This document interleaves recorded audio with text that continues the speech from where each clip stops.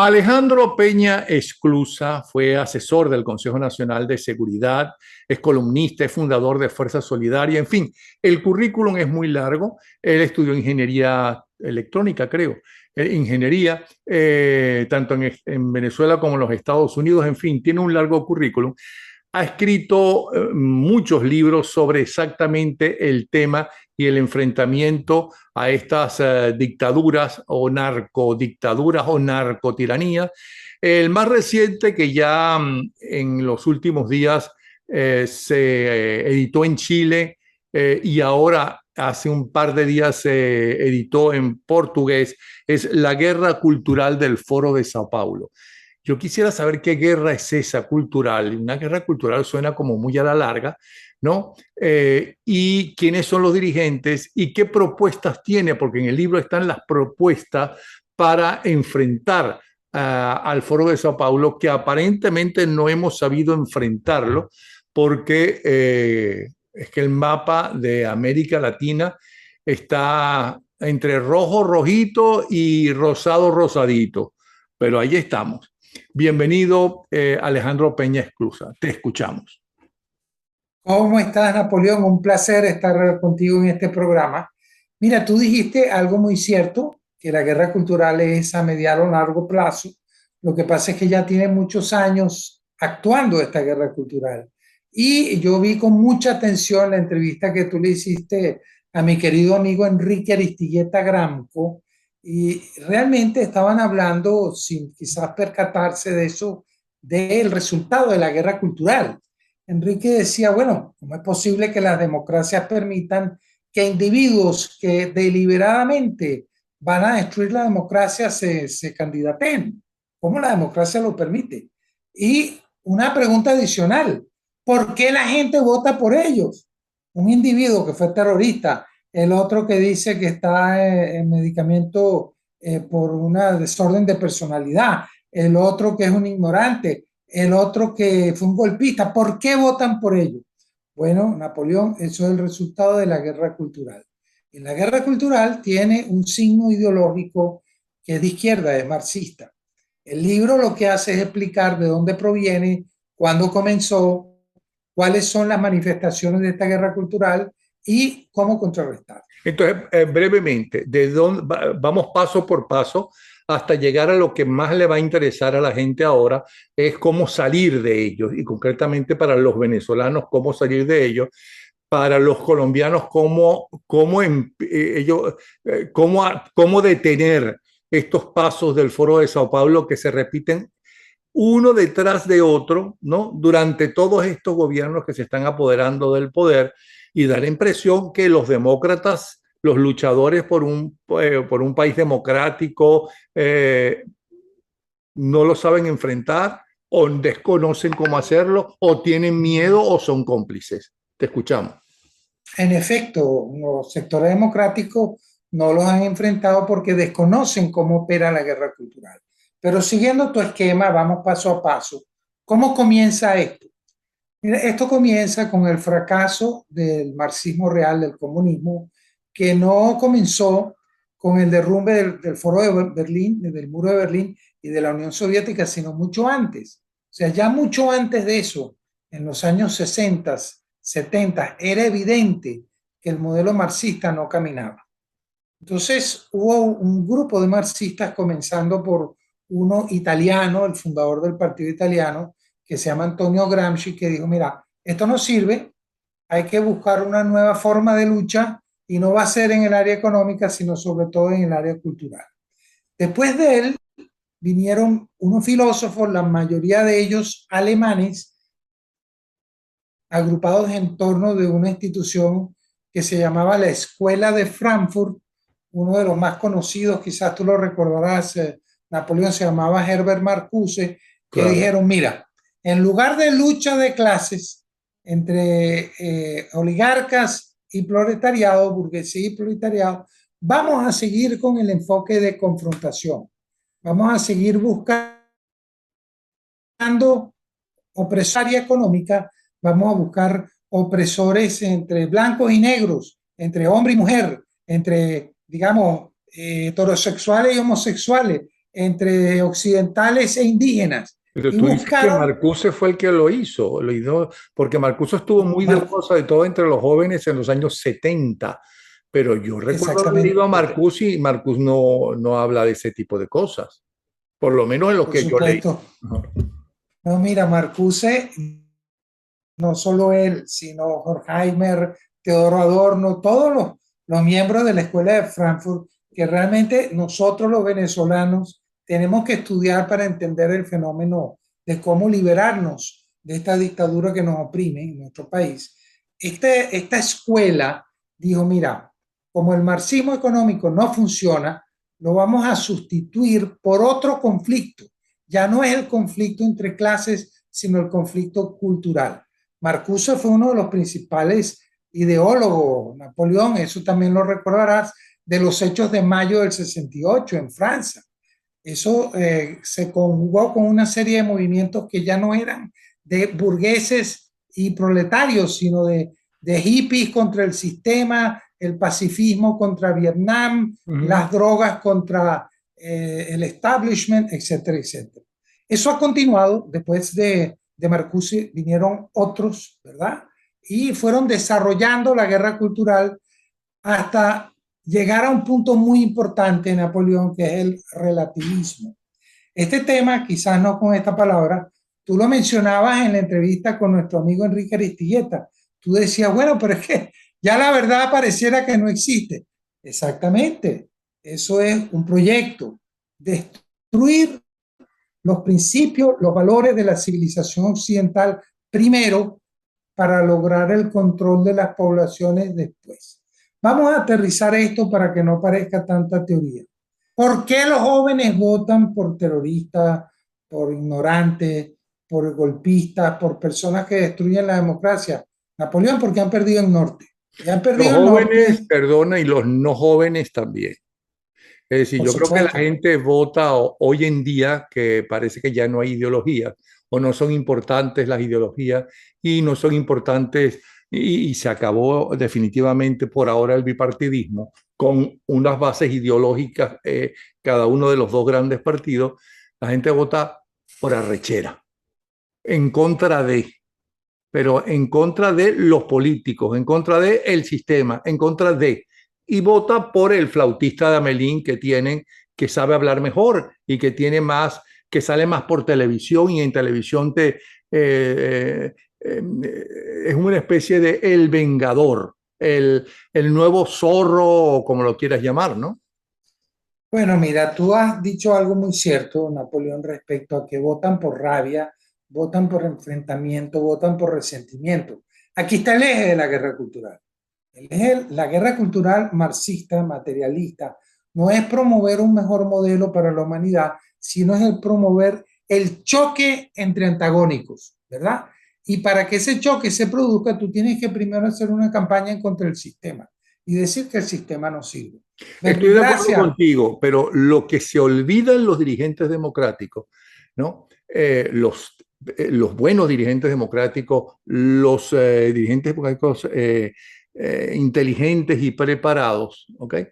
Lo que ellos suelen olvidar es que todo eso se utiliza en base a hechos muy concretos realizados. La violencia policial, la discriminación racial, todo eso existe. El machismo existe. La persecución del machista al homosexual, eso existe. Yo no estoy hablando de los extremos que hay que cambiar el idioma y ese tipo de cosas. Entonces, utilizan eso lo utilizan para generar, digo yo, corrígeme si estoy en un error, para empezar a utilizar manifestaciones cada vez mayores y desestabilizadoras. ¿Qué opinas Bueno, tú de eso? es cierto que la democracia y nuestros sistemas tienen fallas y siempre los ha habido, pero el secreto de la guerra cultural es exacerbar esas fallas dándole una connotación mucho mayor que la que tienen. Déjame Generalizar poner esa un falla, caso es decir, generaliz generalizar. Todos los general. policías son violentos, todos los negros son víctimas o todos los negros, ¿no? Son unos villanos también, porque del otro extremo también es exactamente igual. Bueno, es generalizar y exagerar. Fíjate, el caso Chile, Me parece muy importante, por eso es que el libro está, La Guerra Cultural del Foro de Sao Paulo, sale esta semana en Chile, justo antes del plebiscito. Mira, hay una operación de guerra cultural enorme, porque Chile, de acuerdo a los índices, era el país que más éxito económico estaba teniendo, pero hubo una campaña diciendo que todo estaba mal, que Bueno, lo que acaba de pasar en Colombia, el que mayor éxito tenía en estos últimos meses de toda América Latina, que más crecía, era Colombia. La la Colombia de Duque. pregunta es, la pregunta es cómo es que la gente llegó a pensar que los países que más desarrollo y mejor comportamiento económico tenían estaban todos mal. Eso es parte de la propaganda que forma parte de la guerra cultural. Esta misma gente que dice eso de Chile y de Colombia para lograr un cambio de gobierno basado en el resentimiento, en la rabia, como dices tú, y en el rechazo a un sistema que tiene fallas, pero que exageran esas fallas, esa gente se queda callada frente a lo que ocurre en Venezuela, porque son del mismo signo ideológico.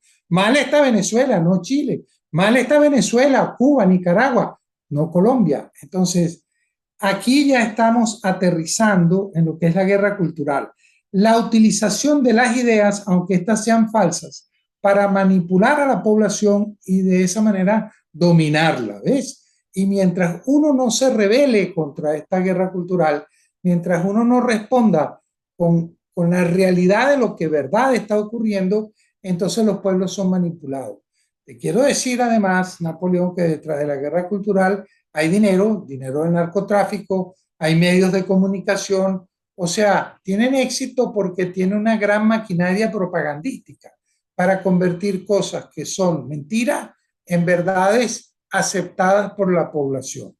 Entonces, ¿qué es lo que ha ocurrido con los partidos democráticos? Que abandonaron la defensa de su proyecto ideológico. Ejemplo, COPEI, una vez muerto Calvani, ya no continuaron con la formación de juventudes y se convirtieron en maquinarias para obtener el poder, para obtener votos, a cambio de ofrecerle a la gente dádivas. Y cuando tú tienes partidos que son maquinarias clientelistas o clientelares, no tienen la capacidad para enfrentar la guerra cultural. La guerra Pero ¿por qué cultural, menciona solamente COPEI? ¿Y Acción Democrática dónde quedó? ¿Y el MAS dónde quedó? no, lo pongo como ejemplo, así como puse como Ah. ejemplo a Chile. Todos los No, es que yo te partidos tengo miedo políticos también. Tengo miedo a tu lengua, pero sigue adelante. no tiene por qué, Napoleón, porque yo soy un admirador tuyo y reconozco mucho tu trayectoria. Así que no tienes motivo ninguno. Pero mira, Pero la verdad todo es eso que estás diciendo estoy de acuerdo contigo. Pero sí, lo que yo siento es, ¿no?, que ¿por qué los dirigentes democráticos honestos, que hay muchos de paso, e inteligentes, que hay muchos de paso, preparados, que hay muchos de paso, ¿okay?, no se han sentado? Primero, no se unen, ¿no? Segundo, ninguno defiende el capitalismo, ninguno, nadie, ¿no? Y tercero, actúan como los poderosos, mientras que los izquierdistas y sobre todo los extremistas, ¿no?, actúan como los perseguidos. Entonces están siempre unidos. Y yo no estoy de acuerdo con tu proposición, pero tu proposición, la mayoría está de acuerdo con ella, yo me quedo callado y no voy a los medios a insultarte y a decir que estás totalmente equivocado, que no sirve, o no utilizo mis compañeros dentro de nuestro propio partido para apuñalearte para quedarme con tu lugar. Eso es lo que uno siente en los partidos políticos democráticos, que son quienes empiezan con el desprestigio. Recuerda qué pasó en Venezuela, que iban a hacer los dirigentes políticos a los medios de comunicación, ¿no?, a insultar al contrario, a insultar al enemigo. O sea, ¿qué decía Chávez diferente? ¿No? Pero solamente que él solo todo lo acumulaba, todo lo que veníamos escuchando de antes de los adecos de los copellanos, que si eran corruptos, que si eran ladrones, que si Carlos Andrés, que si Luis Herrera, hasta Luis Herrera llamaron ladrón, hasta Luis Herrera. ¿Ok? Entonces, ¿por qué ellos no se sientan a pensar cuál es mi responsabilidad? ¿Por qué esta gente del Foro de Sao Paulo, por qué esta gente está triunfando o ya ha triunfado en toda América Latina? Porque Lula es otro que va a ganar posiblemente. ¿Por qué no se sí. sientan? Mira, ellos, para decirlo en pocas palabras, porque la respuesta es compleja, ellos son víctimas de la guerra cultural también. Fíjate, los partidos, y no solamente en Venezuela, Napoleón, porque esto ha pasado en todas partes. Es verdad que Chávez se apoderó de Venezuela, la destruyó, le entregó el país a Cuba, pero si tú te pones a ver lo que ha pasado en otras naciones donde ha ganado el Foro de Sao Paulo, como tú mismo dices, es un modelo parecido. Y la reacción de los partidos políticos democráticos también es parecida. No saben cómo enfrentar el discurso de la guerra cultural marxista. ¿Por qué? Porque no la conocen. No, y además Yo, se por unen ejemplo, después, los presidentes se unen no cuando son presidentes, sino hay muchos presidentes, a Dios gracias, que siendo presidentes ya están unidos, por ejemplo, los expresidentes del grupo Ideas. Pero cuando son presidentes, no hay una unión para enfrentarse, como por cierto hizo Rómulo Betancourt. ¿Recuerdas la fórmula de Rómulo Betancourt de romper con cualquier gobierno dictatorial? claro, la doctrina Betancourt. Mira, no se unen Napoleón porque no tienen un proyecto. No es que nunca lo han tenido, lo tenían. Fíjate, y hablemos de nuevo, no solo de COPEI, sino también de ADE. En los años 60, en general, los partidos de la socialdemocracia y la democracia cristiana tenían un proyecto ideológico y había grandes pensadores, como por ejemplo, por mencionarte algunos, Konrad Adenauer, todos los que vinieron después de la Segunda Guerra Mundial.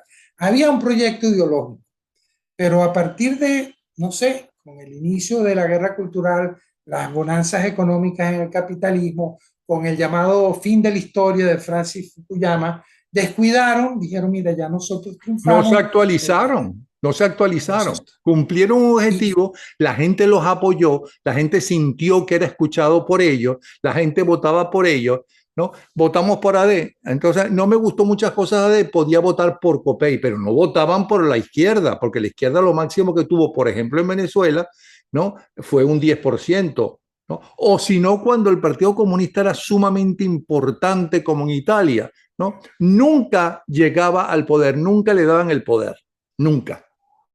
hasta que llegó la guerra cultural, porque los partidos comunistas pregonaban una dialéctica que no funcionaba, que tarde o temprano las clases económicas oprimidas, o sea, el proletariado, se iba a levantar contra la burguesía. Eso no pasó, no pasó en la Primera Guerra Mundial, no pasó con la Revolución Rusa, que Stalin tuvo que aplastar al proletariado, no pasó durante la Segunda Guerra Mundial.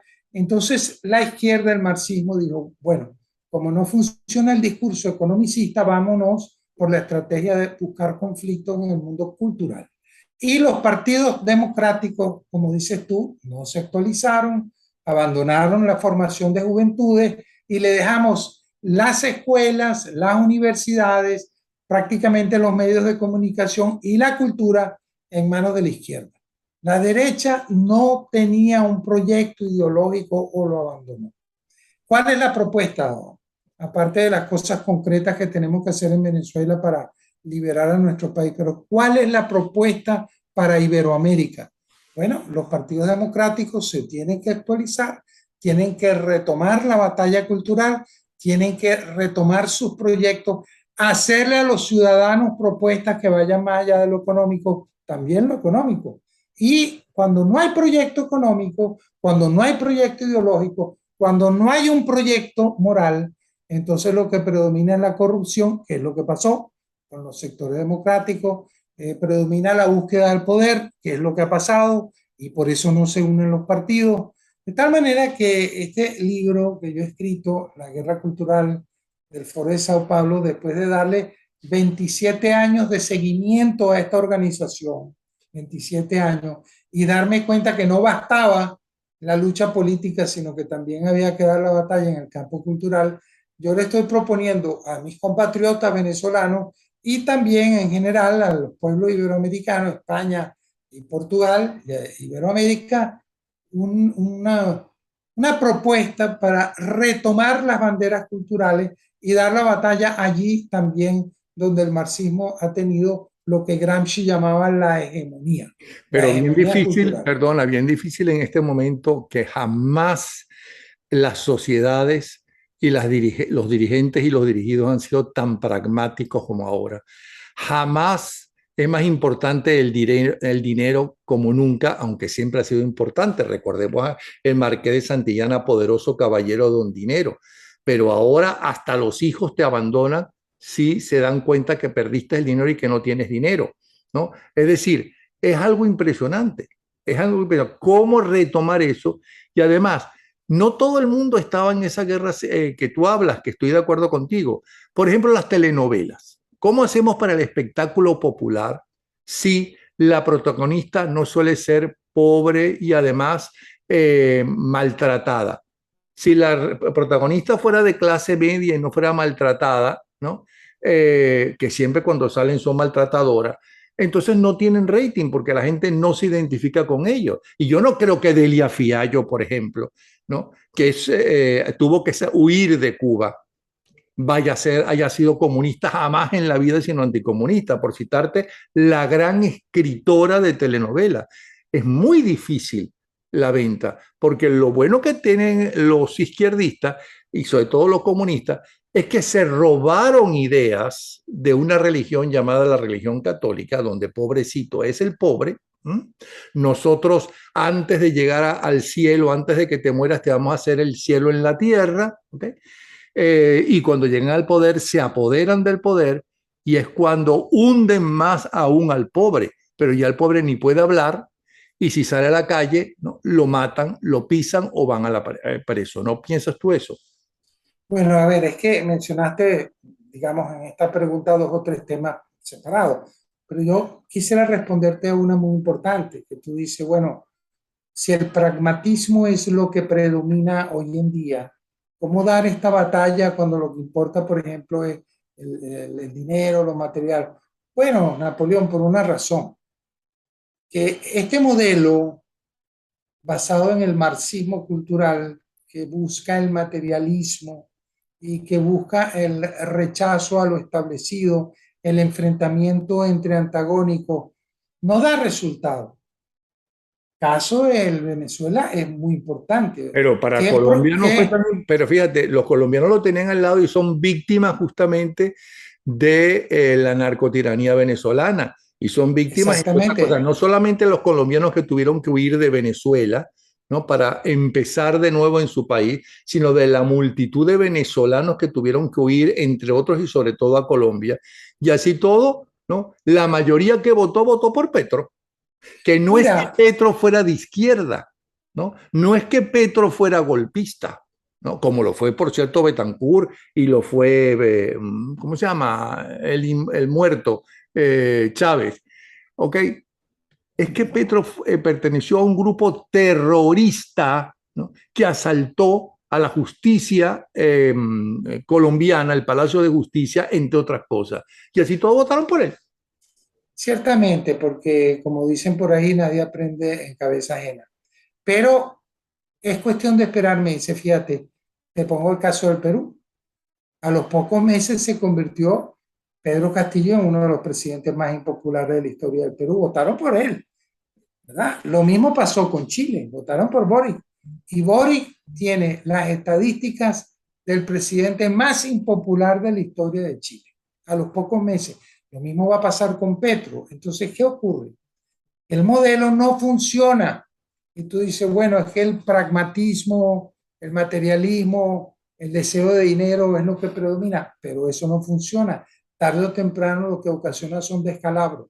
Entonces, cuando uno está contra la pared, como nos ocurre a nosotros en toda Iberoamérica, cuando se está tiñendo de rojo el continente, cuando el narcotráfico y el terrorismo avanzan, cuando la pobreza está creciendo más que nunca, cuando en el caso de Venezuela hay 6 millones de personas que han tenido que irse y los que no se van comen de la basura. Eso crea las condiciones para comenzar a decir, mira, algo está pasando, tenemos que darle una respuesta y aunque sea complicada, hay que conocer, hay que estudiar y hay que ver cómo enfrentar a este modelo neomarxista. Entonces, ¿cuál es digamos, mi pequeño grano de arena en todo esto? Yo quisiera ofrecerle a mis queridos compatriotas venezolanos el resultado de una investigación de años. Hay que estudiar. Queremos salir de la dictadura que nos oprime. Hay que innovar, porque el esquema que hemos estado utilizando no funciona. Entonces, bueno, yo hago una serie de propuestas. Yo creo que la solución no está en manos de una persona, sino en manos de un equipo amplio. Yo quisiera que la gente conociera qué es el Foro de Sao Paulo ¿Nos puedes y decir cómo cuál es el funciona. ABC de esa propuesta? Mira, primero entender que el Foro de Sao Paulo no es una organización nacional, sino una organización internacional. Y no es posible enfrentarla desde solamente los horizontes internos de la propia frontera. Ellos actúan internacionalmente, nosotros tenemos que responder también internacionalmente. Segundo, ellos tienen una propuesta de guerra cultural basada en la destrucción de valores y principios. Nosotros, los sectores democráticos, no podemos responder solamente con recetas, que si el referéndum, que si elecciones, no, nosotros tenemos que tener una propuesta integral basada en el rescate de los valores, principios, nuestra identidad y cuál es la misión que queremos para Venezuela en un futuro. Hay que inspirar a la población y luego tenemos que regresar a la realidad, Napoleón, porque uno de los grandes éxitos del Foro de Sao Paulo es la utilización del relato o la narrativa, para utilizar palabras de ellos. Yo voy a decir una palabra más sencilla: el uso de la mentira, la rebelión contra la realidad. Y nosotros tenemos que poner los pies sobre la tierra y entender, por ejemplo, que con organizaciones criminales como las que pululan dentro del Foro de Sao Paulo, no hay solución dialogada, Napoleón, no hay solución electoral. Eso de ir a sentarse en México a conversar, eso es un fiasco. Pero no porque lo diga yo, sino porque si tú analizas al adversario que estás enfrentando y tú ves que tiene rasgos criminales, que está acusado ante la Corte Penal Internacional, que tiene 15 millones de dólares de recompensa sobre sus cabezas, algunos de sus líderes. Entonces, ¿cómo puedes pretender tú, Napoleón, que tú te vas a sentar a conversar, a dialogar y vas a encontrar una solución negociada? Eso es estar absolutamente fuera de la realidad. Si te estás refiriendo a los dirigentes venezolanos, hay quien dice que el problema es que se han formado, ¿no?, en todas las décadas de democracia, han nacido y formado en todas las décadas democráticas con sus altibajos que ha tenido Venezuela. No han sido perseguidos por una dictadura como por ejemplo la de Juan Vicente Gómez, como fue la generación del 28, eh, y, y que además son políticos y entonces tratan a estos narcotraficantes en el poder como si fueran políticos y no como lo que son. No son políticos, son delincuentes. Bueno, eso yo creo que es parte de la explicación, pero además no se han formado en la guerra cultural. O mejor dicho, Napoleón, para decirlo más claro, no se han formado. No se han formado, porque uno podía decir lo que uno quisiera de Rómulo Betancourt, de Rafael Caldera, de Jovito Villalba, pero se la pasaban leyendo, se la pasaban estudiando, tenían un proyecto de nación, bueno, malo, regular, pero tenían un proyecto. En cambio, hoy en día no me refiero solo a los dirigentes políticos venezolanos, sino a muchos en Iberoamérica. El proyecto es llegar al poder, eh, obtener el poder para poder tener un partido, favorecer digamos, a los seguidores, lo que llaman el clientelismo. No, pero Tú también no es puedes... verdad, Peñasclusa, pero también es verdad que antes el mundo era como más claro, ¿no? Había una división clarísima de poderes, inclusive de la influencia o de los rusos por un lado, de los norteamericanos por otro, y si tú quieres hasta de los ingleses, de los vencedores de la Segunda Guerra Mundial. Había ideología. Esa ideología la gente creía profundamente en ella. La capitalista funcionó, la comunista o marxista, porque ellos nunca fueron comunistas y decían que para llegar a ser comunista todos los países tenían que ser comunistas para lograr ese ideal, ese paraíso en la tierra. Eso fracasó, ¿ok? Pero es que hoy en día eso no existe ya. Entonces, unificarse para plantear algo cuando no hay ideología, ¿no?, de lo cual estamos todos acostumbrados, ¿no? Inclusive los abuelos y los padres de los actuales dirigentes, es muchísimo más difícil. Antes había un teléfono rojo donde Kennedy hablaba con Khrushchev, le dije, mira, yo no voy a aceptar que tú me pongas ahí misiles. Vamos a sentarnos, pero es que ahora no es uno, son montones de teléfonos rojos lo que tú vas a necesitar con Irán, con Rusia, con China, con los musulmanes. ¿Me explico? Bueno, yo quisiera, y creo que el tiempo se nos está agotando según lo que tú me adelantaste Ah, pero es tan respecto de esta sabroso entrevista. conversar contigo. Podemos seguir una segunda, pero sigue. Sigue. Mira, yo quisiera para ir finalizando, Napoleón, plantearte a ti y a todos los que nos están escuchando una idea que puede ser provocadora, provocadora en el buen sentido de la palabra. Es una invitación. La pregunta es esta. Esa confusión existente hoy en día, Napoleón, que tú además describes, y yo por eso te quiero felicitar de una manera muy, muy vívida, muy apasionada. O sea, tú lo sientes, mira, ¿qué está pasando en el mundo actual? Esa anomia, esa falta de proyecto, de ideología, esa nada, esa confusión, ¿es algo espontáneo? ¿Ocurrió por sí solo?